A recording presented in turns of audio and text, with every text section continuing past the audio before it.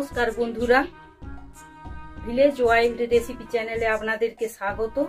আজকের রেসিপি দই কাতলা। কাতলা মাছ 4 পিস নিয়েছি আর 100 গ্রাম টক দই নিয়েছি। এই দই কাতলাটা রান্নার জন্য নুন, হলুদ, একটু গুঁড়ো লঙ্কা, 3টে তেজপাতা, সামান্য চিনি আর একটা দারচিনি আর 2টো এলাচ। এবারে কেটে নিচ্ছি একটা পেঁয়াজ আর অল্প একটু আদা। এবারে উনুনটা জেলে দিয়েছি, উনুনে কড়াটা বসাচ্ছি। কড়াটায় তেল দিয়ে দিয়েছি। গরম মশলাটা যে থেঁতো করে রেখেছিলাম, গরম মশলাটাকে তেলের উপরে ফোড়ন দিয়ে দিচ্ছি। গরম মশলাটা ফোড়ন দেওয়ার পরে খুব সুন্দর একটা গন্ধ বেরোবে, তখন তেজপাতা 3টে দিয়ে দিচ্ছি। এবারে যে পেঁয়াজটা বেটে রেখেছিলাম, পেঁয়াজ বাটাটাকে দিয়ে দিচ্ছি।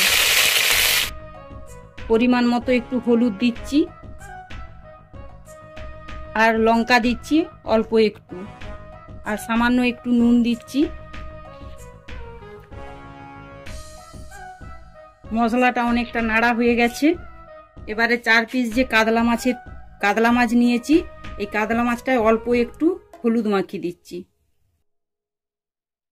হলুদ মাখিয়ে এইবারে এই মশলাটা, নাড়া মশলাটার উপরে একটা একটা করে বসিয়ে দিচ্ছি।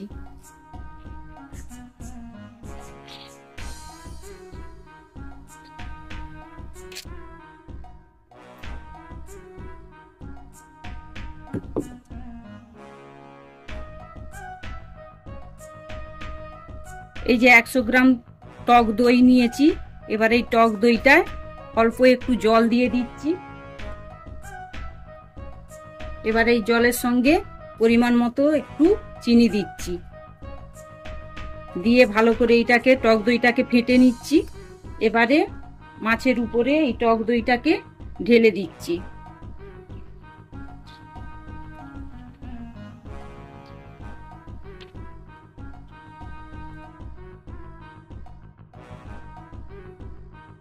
এবারে মাছটাকে একটু চাপা দিয়ে দিচ্ছি। 5 মিনিট ফুটার পরে ঢাকাটা আবার খুলে নিচ্ছি। খুলে এবারে মাছটাকে একটু উল্টে দিচ্ছি। উল্টে দিয়ে মাছটাকে আবার চাপা দিয়ে দিচ্ছি। আবার চাপা খুলে নিচ্ছি। খুলে মাছটাকে আবার একটু উল্টে দিচ্ছি।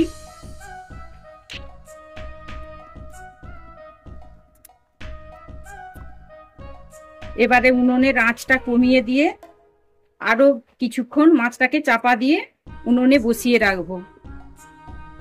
গরম উনুনে বেশ কিছুক্ষণ চাপা দিয়ে বসিয়ে রাখার পরে আবার ঢাকাটা খুলছি।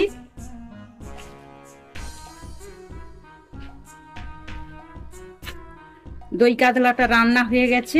এবারে গরম গরম পরিবেশন করব।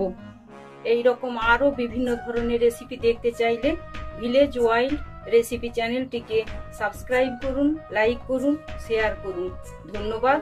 সুস্থ থাকুন, ভালো থাকুন।